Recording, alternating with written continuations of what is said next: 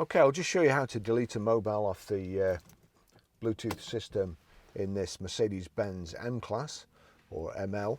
Turn that down.